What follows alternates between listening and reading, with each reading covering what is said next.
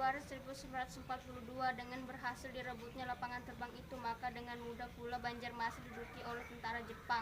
Tanggal 14 Februari 1942 diturunkannya pasukan Paing di Palembang. 2 hari kemudian, 16 Februari 1942, Palembang dan sekitarnya berhasil diduduki. Dengan jatuhnya Palembang itu sebagai sumber minyak, maka terbukalah Pulau Jawa bagi tentara Jepang. Di dalam menghadapi ofensif Jepang, pernah dibentuk suatu komando gabungan oleh pihak serikat yang disebut ABDACOM, Amerika British Dutch Australian Commandment, yang markas besarnya ada di Lembang, dekat Bandung, dengan panglimanya Jenderal Hunter Porter diangkat sebagai Panglima Tentara Hindia Belanda atau NKIL. Pada akhir Februari 1942, Gubernur Jenderal Hindia Belanda Tanda van Steenvoort telah menguasai ke Bandung disertai oleh pejabat-pejabat tinggi pemerintah. Pada masa itu Hotel Homan dan Prager penuh dengan pejabat-pejabat yang tinggi Hindia Belanda.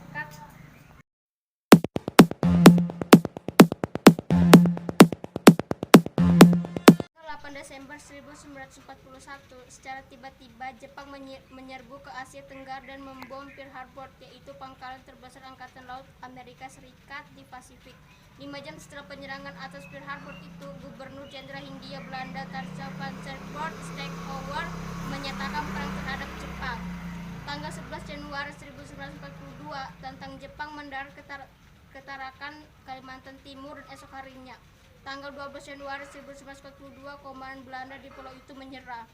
Tanggal 24 Januari 1942, Balikpapan yang merupakan sumber minyak kedua jatuh ke tangan Jepang. Tanggal 29 Januari 1942, Pontianak berhasil diduduki oleh Jepang. Tanggal 3 Februari 1942, Samarinda diduduki Jepang. Tanggal 5 Februari 1942, sesampainya di kota Bangun, tentara Jepang melanjutkan penyerbuannya ke lapangan terbang Samarinda II yang waktu itu masih dikuasai oleh tentara Hindia Belanda atau NKNIL.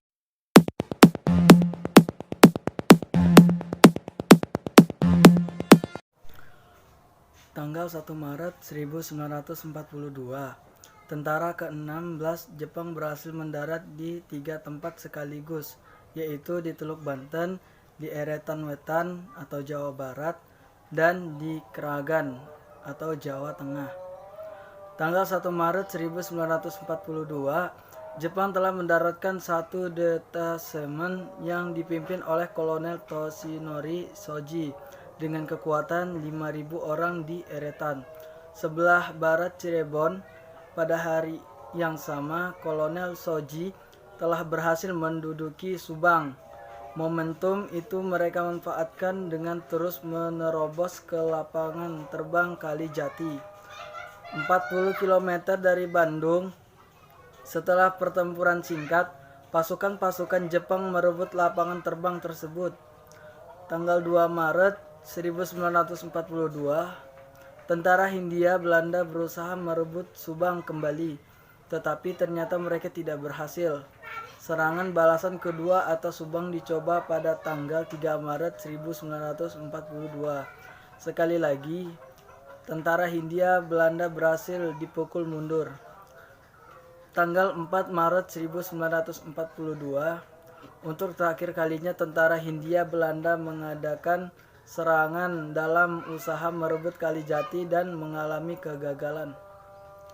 Tanggal 5 Maret 1942, ibu kota Batavia, Jakarta, diumumkan sebagai kota terbuka, yang berarti bahwa kota itu tidak akan dipertahankan oleh pihak Belanda.